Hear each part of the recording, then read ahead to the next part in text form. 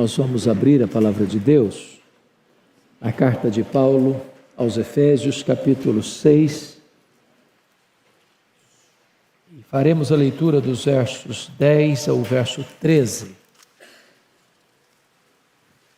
Carta aos Efésios, capítulo 6, versos de 10 a 13.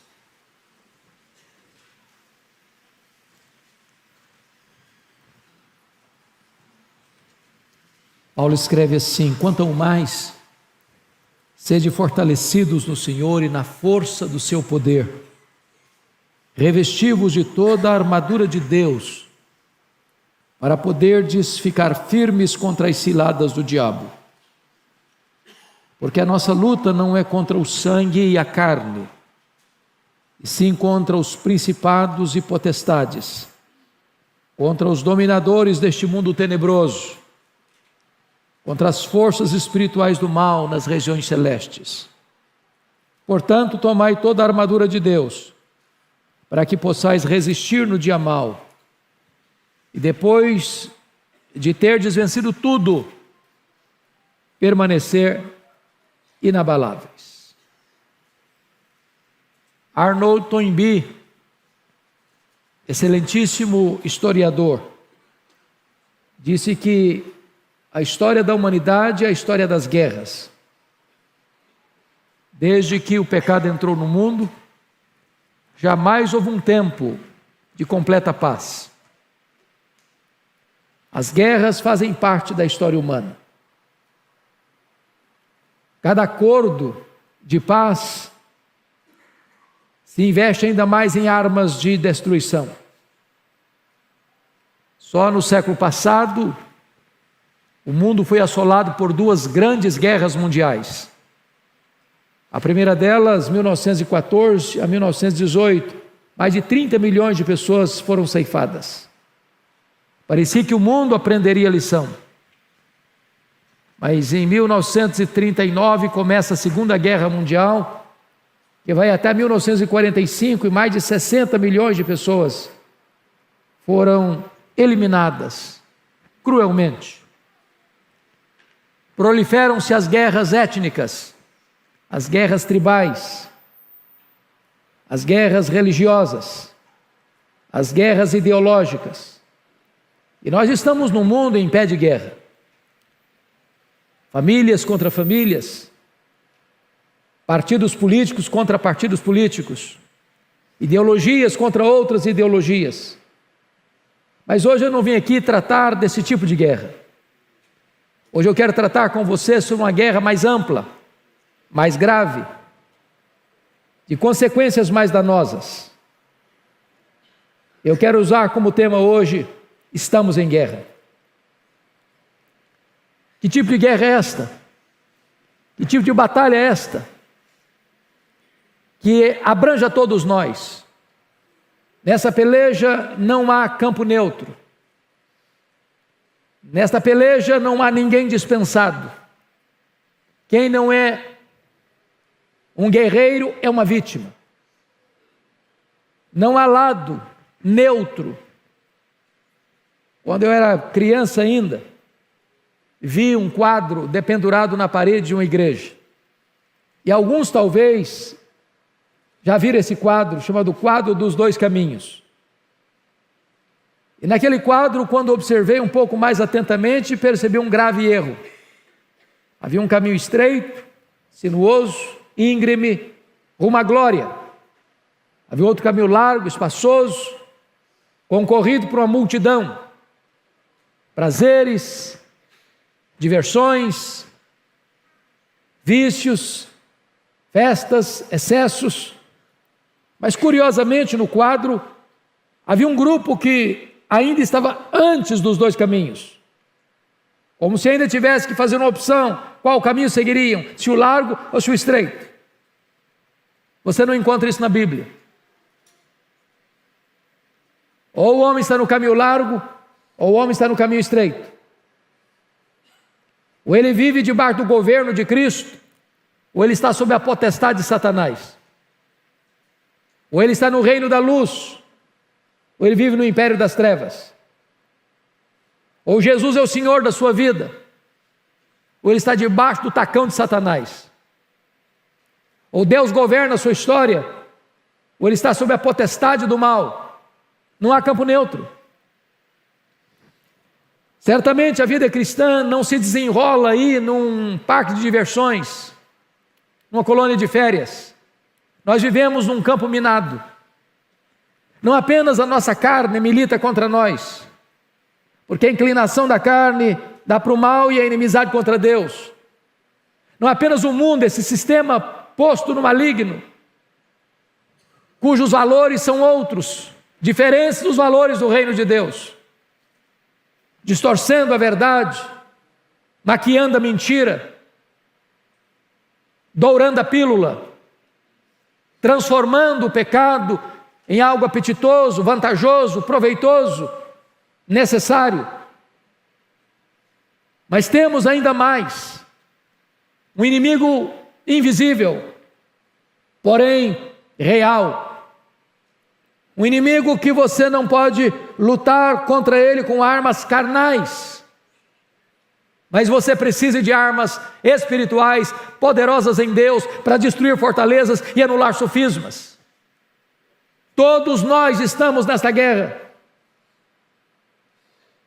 E hoje eu quero tratar com você exatamente sobre este assunto. No trato desta matéria, há duas coisas que precisamos nos acautelar e termos muito cuidado. Primeiro, é o perigo de subestimar o inimigo. Quando se trata de guerra, não há nada mais perigoso do que você enfrentar um inimigo que você não sabe quem é, não conhece o seu poder, a sua força, a sua estratégia, as suas armas, seu perigo, suas ciladas, suas armadilhas. Há muita gente ainda hoje, irmãos, até dentro das igrejas, que acham que o diabo é um ser mítico, lendário, uma força negativa, que não oferece qualquer risco, que não oferece qualquer perigo, e subestima o inimigo. Alguns dizem que o diabo não passa de uma formiguinha inofensiva, de um leão desdentado, de uma víbora sem veneno. E o apóstolo Paulo nos exorta a dizer que nós não podemos ignorar os desígnios de Satanás. Nós não podemos entrar nessa luta de cara limpa, usando armas carnais. Mas se este é um extremo, e há um outro extremo também muito perigoso. É o perigo de superestimar este inimigo. É o perigo de transformar a vida cristã numa espécie de batalha constante, onde você se esquece de que este inimigo, embora perigoso, real, invisível, espiritual, mas esse inimigo já foi vencido. O Senhor Jesus Cristo triunfou sobre ele na cruz, já arrancou a armadura dele, já o expôs ao fracasso, à derrota, à vergonha, ao opróbrio. Portanto, se nós estivermos com Cristo, na dependência dele, revestidos com o poder do Espírito Santo de Deus, nós entramos nesta batalha vencedores, vitoriosos. Então hoje eu gostaria de olhar com vocês esse texto que acabamos de ler e extrair dele algumas lições para nós. A primeira coisa que eu chamo a atenção é a necessidade de conhecermos a natureza desse inimigo. Por favor, confira comigo o verso 12. Porque a nossa luta não é contra o sangue e a carne. E a primeira coisa que Paulo faz questão de alertar-nos é contra quem não é essa luta. Porque os grandes problemas da humanidade decorrem do fato de que nós fazemos confusão contra quem estamos lutando. Via de regra, nós pensamos que o nosso problema é o outro. Quem mora debaixo do nosso teto, ou mora ao nosso lado, ou até além fronteiras. Onde pessoas acham que precisam ferir o outro, falar mal do outro, desconstruir o outro, realizar um verdadeiro assassinato de reputação para desmantelar a vida do outro. Não é assim nos conflitos internos? Marido e mulher, pais e filhos, irmãos contra irmãos, onde a família vira um campo de guerra, onde a batalha dentro do lar está cada dia mais acesa. Uma das coisas que mais tem me chocado nesses últimos tempos é perceber o aumento explosivo de separação conjugal nesse período pós-pandemia. O conflito que se avoluma, as crises que se agigantam, as brigas que se tornaram mais intensas, e as pessoas não sabem conviver mais, não sabem superar crises mais. E é necessário entendermos isso, irmãos. A nossa luta não é contra pessoas, não é contra carne e sangue. Seu problema não é a sua família, não são os colegas de trabalho, não são os concorrentes dos seus negócios, não é por aí que você vai entender essa batalha. Senão nós vamos declarar guerra contra pessoas, vamos odiar a gente.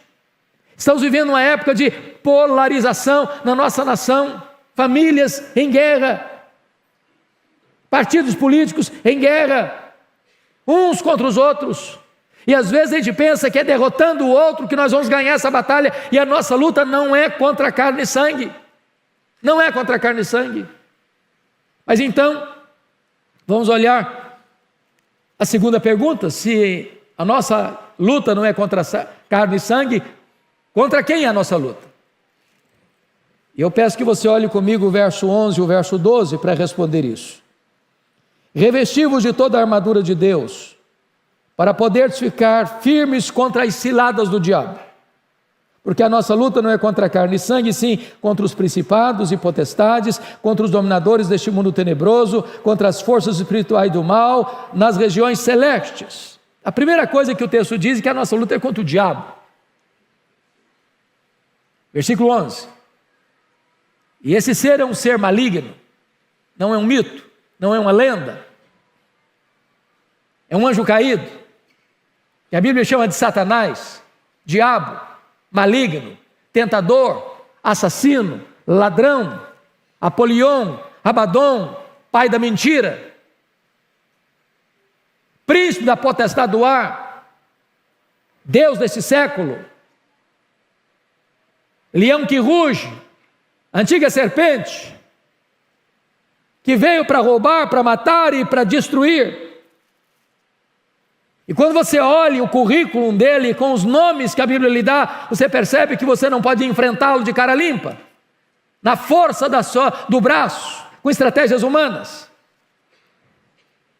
Se não bastasse isso, o versículo 12 retrata para nós que existe uma corja que o acompanha, os anjos caídos, que estão sob o seu comando. E John Mackay, escrevendo um comentário sobre Efésios, fala da ordem da desordem, porque você percebe que este inimigo tem uma organização no seu sistema maligno, principados, potestades, dominadores deste mundo tenebroso, forças espirituais do mal, são escalonamentos de poder neste mundo maligno que guerreia contra nós. Nas palavras do Dr. Mark Lloyd Jones, na melhor obra que já li sobre batalha espiritual, o combate cristão, ele diz que há demônios e demônios. É por isso que Jesus Cristo disse para os seus apóstolos: esta casta não sai senão com oração e jejum. Há resistências maiores e menores.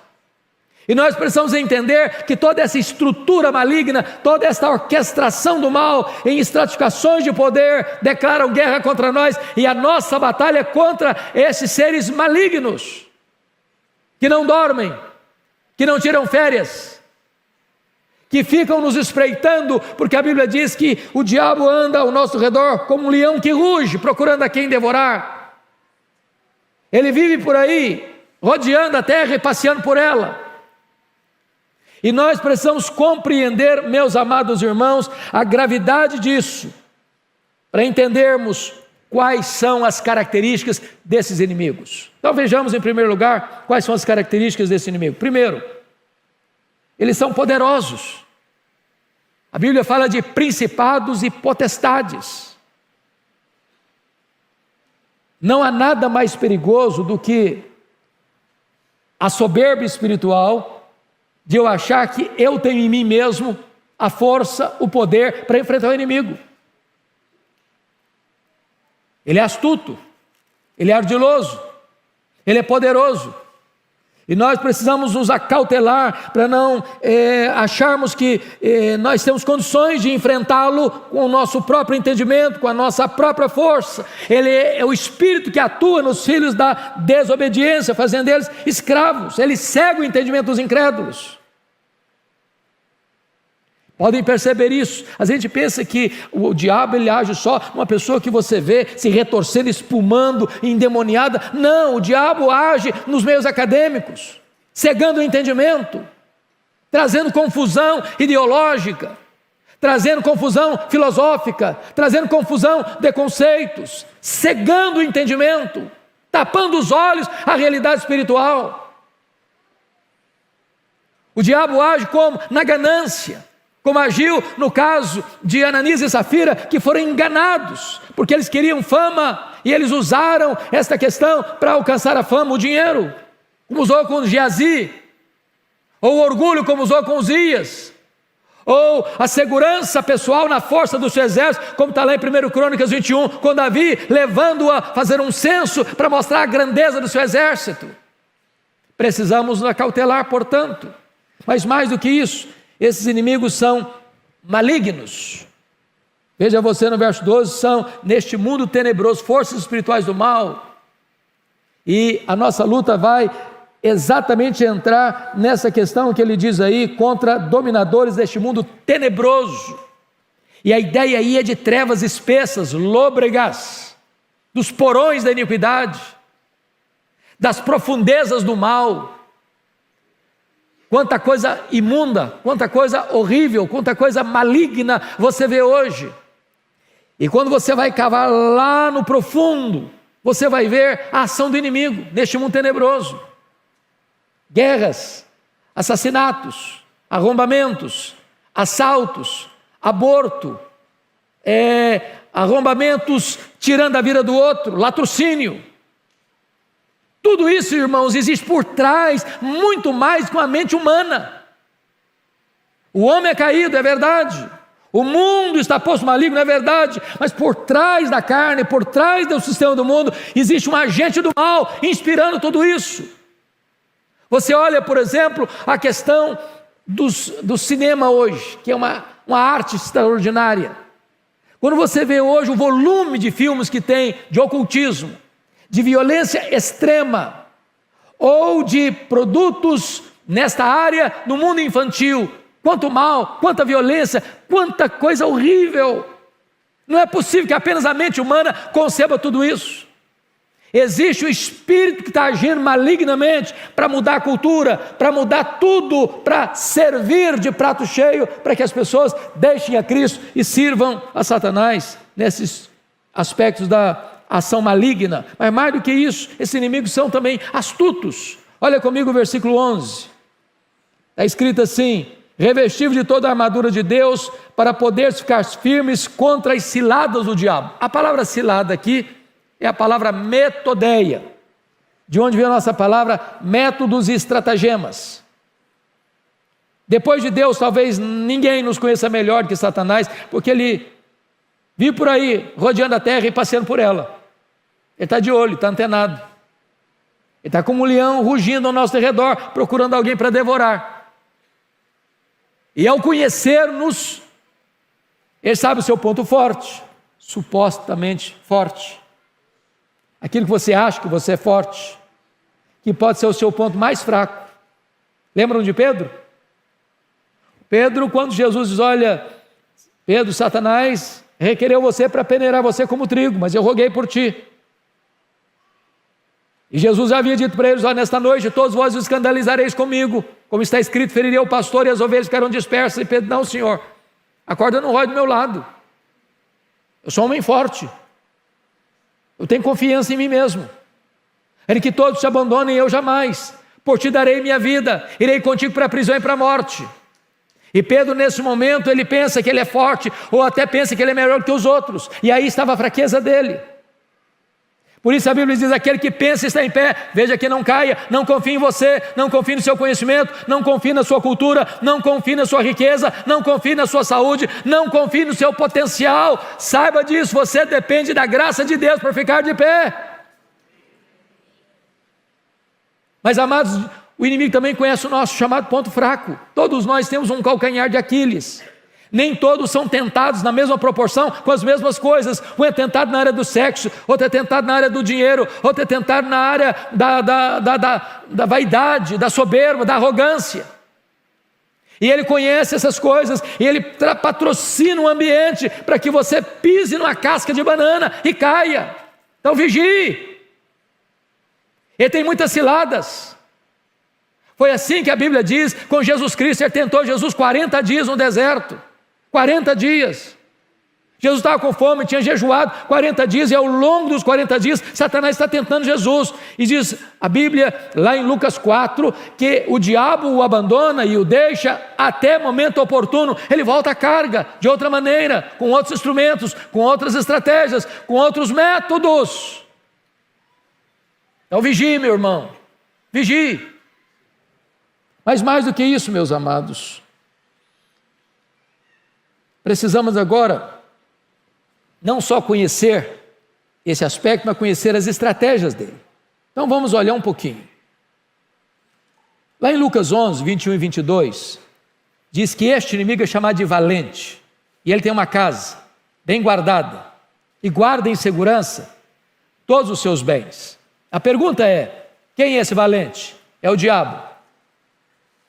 Quais são os bens que estão nessa casa, que ele guarda com segurança? São todas as pessoas que ainda não foram salvas, não nasceram de novo. Então note você um fato muito curioso: o diabo não precisa usar cilada para pegar quem já é dele, já está na casa dele, guardado em segurança por ele. Então quando você para pensar nisso, você pensa numa linguagem de guerra, você acha que o diabo vai escalar os seus demônios mais perigosos no campo de futebol ou dentro da igreja? Onde você acha que ele vai tentar com mais sutileza? É numa boate? Ou numa reunião de oração? Aqueles que ainda não nasceram de novo estão na casa do valente, guardados em segurança por ele, no império das trevas, debaixo da potestade de Satanás. Então nós precisamos nos acordar para o fato da grande batalha que nós estamos vivendo. Agora notem, o que tipo de cilada ele usa para atingir o povo de Deus? Primeiro, está lá em Mateus 13:19. Ele furta a palavra de Deus semeada no coração. O Senhor Jesus, na parábola do semeador, diz que o semeador saiu a semear. Parte da semente caiu à beira do caminho. Os homens pisaram a semente, e as aves dos céus comeram a semente. E Jesus, interpretando a própria parábola, diz que essa semente, que foi jogada na beira do caminho, que os homens pisaram, que as aves comeram, é quando a palavra é pregada, e o diabo vem e arrebata do coração, e a pessoa não crê. Tem muita gente que acha que o diabo não consegue entrar dentro de um templo evangélico, pois ele entra sim. Ele entra assim. E quanta gente que vem aqui para a igreja, e a palavra entra no ouvido e sai no outro. E quanta gente que frequenta a igreja um ano inteiro, uma década, e nunca foi tocado, e nunca foi convertido. Vem o diabo e arrebata a palavra. É por isso, irmãos, que culto é um momento de luta espiritual. Nós deveríamos orar mais, e depender mais de Deus. Porque se Deus não aplicar a palavra, você entra e sai do mesmo jeito, ou até pior. É por isso que nós precisamos pedir para que Deus, por sua graça, tire a venda dos olhos, tire o tampão dos ouvidos e troque o coração de pedra por um coração de carne, para que as pessoas se humilhem debaixo da poderosa mão de Deus ao ouvirem a palavra de Deus. Mas mais do que isso, o diabo faz mais. Diz a Bíblia lá em Gênesis 3, 1 a 5, que ele coloca dúvidas sobre a palavra de Deus. É isso mesmo que Deus disse. Eu hoje de manhã, lá em Cuiabá, estava sentado, cheguei um pouco mais cedo, num banquinho, o culto não tinha começado, chega uma irmã e disse para mim com o coração apertado, que a sua filha, nesse período de pandemia, deixou a igreja, e agora não acredita mais na Bíblia. A Bíblia já não faz mais sentido para ela. Foi criada no Evangelho, criada na igreja, aluno de escola dominical. Quantas pessoas que hoje ainda estão ouvindo o sibilo da serpente, que Eva ouviu, é assim mesmo que Deus disse? Será que esse livro merece confiança? Será que a Bíblia é a palavra de Deus? Será que esse livro é inerrante? Será que esse livro é infalível? Será que esse livro é suficiente? Será que eu ainda posso continuar crendo na Bíblia? Será que não é um livro ultrapassado? Será que não é um livro que precisa ser atualizado? E o diabo está destilando essas dúvidas no coração das pessoas. Nós precisamos nos acautelar, meus irmãos, porque todo desvio da Bíblia é insinuação de Satanás. Ele quer levar você para longe da Bíblia. Ele quer levar você a colocar em dúvida esta eterna e preciosa palavra de Deus. Mas mais do que isso, olha comigo a Escritura, em terceiro lugar, ele vai gerar insatisfação. Meus irmãos, não tem nada mais perigoso que o diabo fez com Adão e Eva lá no Éden, que eu estou fazendo hoje. A pessoa está insatisfeita com a vida, está insatisfeita com a casa que mora, está insatisfeita com a roupa que veste, está insatisfeita com a comida que come, está insatisfeita com o cônjuge, está insatisfeita com os filhos, está insatisfeita com a igreja, está insatisfeita com a nação. Ela está insatisfeita, e quando você está insatisfeito, um paraíso vira um tormento para você. O jardim do Éden vira um lugar terrivelmente estreito para você. Quando você está insatisfeito, a casa do pai é um lugar de opressão e não um lugar de mesas fartas para você. Você começa a flertar com o mundo, flertar com o pecado, flertar com as aventuras, flertar com as loucuras, achando que lá está a vida. Ação do maligno. Mas mais, em quarto lugar, diz a Bíblia que o inimigo semeia o joio no meio do trigo. E quando Jesus vai interpretar, diz que os joios são os filhos do maligno. Preste atenção nisso. O diabo tem seus filhos, o diabo tem seus agentes, e às vezes, jeitosamente, ele consegue introduzir dentro da igreja os seus elementos. Parece crente, mas não é. Tem cacuete crente, mas não é. Fala igual crente, mas não é crente. Sabe qual é a diferença do joio? Eu estava agora lá em Israel, e uma pessoa, nós passando pela estrada, paramos o ônibus, tinha uma plantação e tinha joio, e ele pegou igualzinho o trigo, e ele moeu na mão, virou farelo, não tinha nada, era só farelo, era só palha, parece trigo, mas não é trigo. Na hora que a coisa aperta, na hora de tirar o extrato da vida, não tem vida. E o inimigo lança essas pessoas dentro da igreja, para causar cisânia, para causar divisão, para causar escândalo, para trazer confusão no meio do povo de Deus. Acautelemo-nos. Mas mais do que isso, o diabo ele não entra na igreja, pois eu quero lhe dizer que ele sobe ao púlpito. Sobe ao púlpito. Lá em Zacarias capítulo 3 diz que o sumo sacerdote Josué estava ministrando e Satanás está do lado direito dele para se lhe opor. Quando um pregador se levanta para desviar o povo da palavra, para torcer a palavra de Deus, para pregar uma outra coisa, o diabo está lá, para desacreditar. Ou quando o pregador não está levando Deus a sério, o diabo está lá, do lado direito dele, para se lhe opor.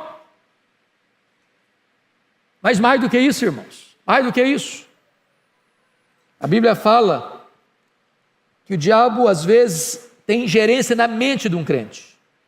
Vocês se lembram de Pedro? Lá em Mateus 16, depois de afirmar que Jesus era o Cristo, Filho do Deus vivo, Jesus falou para eles que ele tinha que subir para Jerusalém, ser entregue nas mãos dos principais sacerdotes, para ser crucificado, para ressuscitar o terceiro dia, e diz a Bíblia que Pedro chama Jesus à parte e passa a repreender a Jesus. Não, tem misericórdia de ti mesmo, tem compaixão de ti mesmo, isso não pode acontecer, e Jesus arreda Satanás. És para mim causa de tropeço. Jesus não está chamando Pedro de Satanás, não. Jesus não está dizendo que Pedro está endemoniado, não. O que Jesus está dizendo é que Satanás estava tentando introduzir na mente de Pedro ideias que não eram dele, para afastar Jesus da cruz. Mas mais do que isso, meus irmãos, o diabo pode pegar uma pessoa que está guardando mágoa no coração. Sabe o que a Bíblia diz? Não se deixe pôr o sol sobre a vossa ira, nem deis lugar ao diabo. O que o texto está dizendo? O texto está dizendo que quando um crente guarda mágoa no coração, fica com raiva de alguém, remoendo isso, ruminando isso, magoada, sem falar com a pessoa, sem perdoar a pessoa, ele está abrindo um flanco na vida dele para o diabo entrar. Irai-vos e não pequeis. Não se deixe pôr o sol sobre a vossa ira, nem deis lugar ao diabo.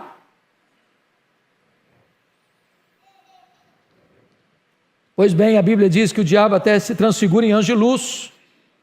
Ele resiste à oração, como resistiu à oração de Daniel. Ele resiste ao avanço da obra missionária, como Paulo testemunha lá em 1 Tessalonicenses 2,18. Ele engana por falsos milagres. Está lá escrito na Bíblia.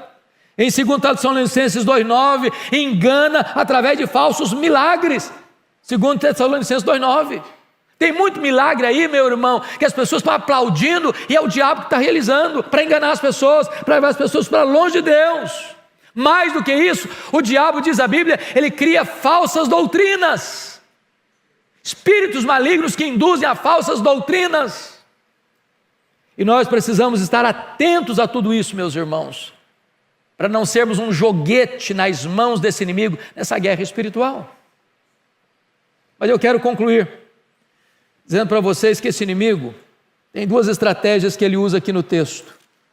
A primeira delas é o que nós poderíamos chamar, no versículo 13, de pressão. Portanto, tomai toda a armadura de Deus para que possais resistir no dia mau. Quando o texto diz dia mau, ele está querendo dizer que nem todos os dias são dias maus. Ele está fazendo um contraste. E o que seria um dia mau? Se você pensar em batalha, um general que está comandando um pilotão de guerra, nem sempre ela ataca. Há momento que recuar é estratégico, que refazer a estratégia é necessário, que não dar informação de tudo que se vai acontecer na guerra é fundamental para ganhar. Então tem hora que parece que você está com trégua, a vida está boa demais, só tem alegrias, só tem sucesso, só tem conquista. E aí quando as bênçãos vêm em catadupas, em cachoeiras, você põe, a minha vida está boa demais, para que orar? Não vou mais orar não, hein? Para que ler a Bíblia? Estou ganhando muito dinheiro, tem saúde na minha casa, estou indo de vento em popa. E a pessoa começa a esquecer de Deus. E de repente, vem um ataque frontal, inesperado, repentino, e a sua vida parece que entra num turbilhão de angústia e de dor. É o dia mau. Quando o inimigo, que age de maneira tão sutil e invisível, dá uma ordem lá, chumbo grosso no fulano, parece que você já acorda atordoado. Nesse dia o carro bate, nesse dia você briga com a esposa, até você chuta o cachorro. A sua vida parece que está de ponta cabeça. É o dia mau. E se você não tiver discernimento, você vai brigar com a sua mulher, você vai brigar com o seu marido, você vai brigar com seus filhos, você vai brigar com o seu vizinho, você vai brigar com o seu irmão na igreja, você vai achar tudo ruim. Dia mau. É pressão. Mas notem comigo ainda outra estratégia no verso 13. Por favor, confira aí. Portanto, tomai toda a armadura de Deus, para que possais resistir no dia mau, e depois de teres vencido tudo, aí tire férias. É isso daí? Não. Permanecer inabaláveis. Me permita dizer isso, irmãos, não tem hora mais perigosa para você e para mim do que depois de uma grande vitória. A tendência é arriar as armas, afrouxar o cinto e descansar. Depois de uma luta Vencida, fique firme, porque outras virão. Outras virão. Perseverança. Mas eu quero concluir mostrando para você, à luz do texto, quais são as armas que nós precisamos usar para vencer essa luta. Em primeiro lugar, no versículo 10 está escrito algo sublime: quanto ao mais sede fortalecidos no Senhor e na força do seu poder. Você e eu precisamos do poder de Deus, do poder que vem do trono de Deus, do braço do Onipotente. Você e eu precisamos ficar bem guardados debaixo das asas do Deus Todo-Poderoso. Eu li certa feita uma ilustração tão simples, mas tão eficaz. Uma sala de escola dominical, uma criança foi perguntada: o que é que você vai fazer se o diabo bater a porta da sua casa? Você vai abrir? A menina respondeu: se eu for à porta e eu ver que é o diabo que está lá, vou abrir não, vou chamar Jesus para atendê-lo. Você não tem força, nem eu. Nós precisamos da força que vem do alto, sermos capacitados com o poder de Deus. Segunda coisa, amados, confira comigo, versículo 11: revesti-vos de toda a armadura de Deus. Toda a armadura de Deus. Tem peça para a cabeça, tem peça para o seu peito, tem peça para o seu braço, tem peça para os seus pés. O seu corpo precisa estar coberto. Mas é curioso que não tem peça para as suas costas. Você precisa vigiar. Vigiar, olhos atentos. Então, toda a armadura de Deus. Não entre nessa guerra de cara limpa, não. Nós não podemos ignorar o inimigo. Nós precisamos tomar toda a armadura de Deus. E preste atenção nisso. O inimigo já não tem mais armadura. A palavra armadura, panóplia no grego, diz que o mais valente do que o valente chega lá na casa dele, tira a armadura dele, prende-o e lhe divide os despojos. Em outras palavras, Jesus já entrou na casa do valente, Jesus já tirou a armadura do valente, Jesus já amarrou o valente, e Jesus tirou você e a mim da casa do valente, e hoje nós somos livres. Hoje nós somos tirados do império das trevas para o reino da luz.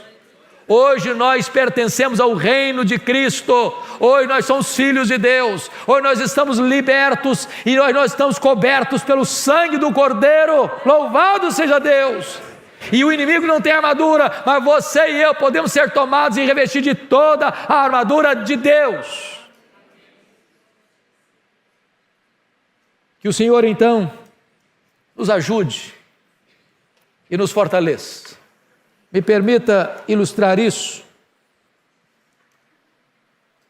Quando eu estive visitando com um grupo de irmãos aqui do Brasil, a missão Quassis Abantu, onde aconteceu um grande avivamento na África do Sul.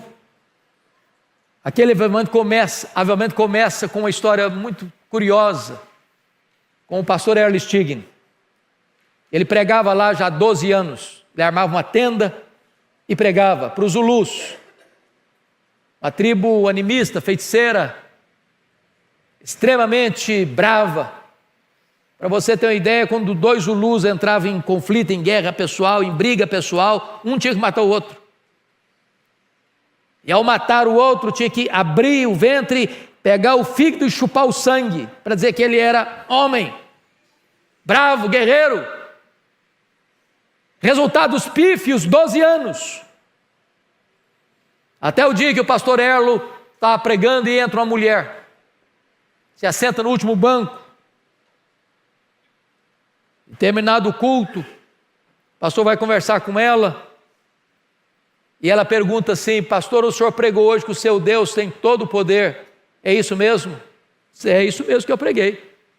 Falei: então eu preciso do seu Deus, porque tem uma filha endemoniada lá em casa, amarrada num tronco, com correntes, com um bicho. Então vai lá na minha casa para minha filha ser liberta.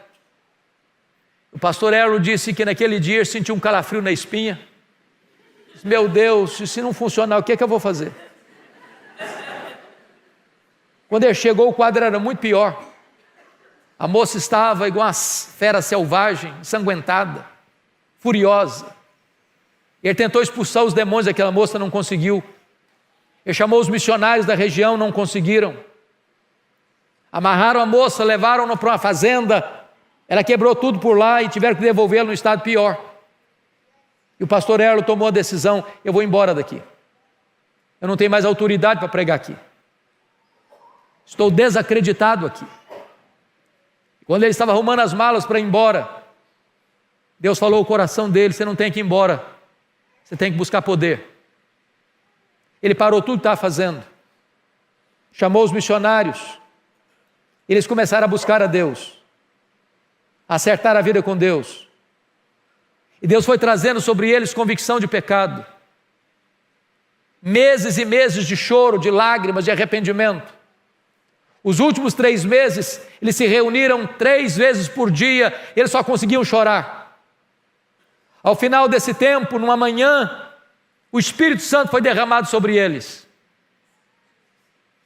A primeira coisa que fizeram foi na casa daquela mulher, e na autoridade do nome de Jesus, libertar aquela moça. A segunda coisa é que os feiticeiros iam chorando, correndo, de todos os cantos, de todos os lados, para confessar os seus pecados e acertar a vida com Deus. Quando os missionários acordavam, tinha 5, 10, 15, 20 pessoas na porta de cada um, com pressa para acertar a vida com Deus.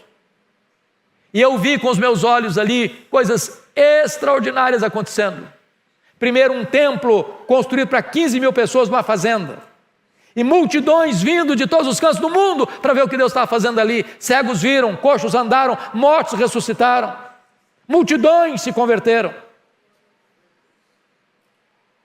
O Deus de Erle Stigen é o Deus dessa igreja. O Deus que fez, é o Deus que faz, é o Deus que fará. O nosso glorioso Redentor já venceu na cruz. E se nós estamos nele, nós somos mais do que vencedores. Nós não temos que ter medo do diabo.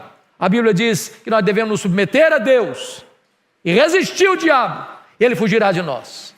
Que Deus nos ajude, que Deus nos abençoe, que Deus nos fortaleça com o seu poder, que Deus nos cubra com a sua armadura, que nós sejamos um povo mais do que vencedor em Cristo Jesus, nosso Senhor.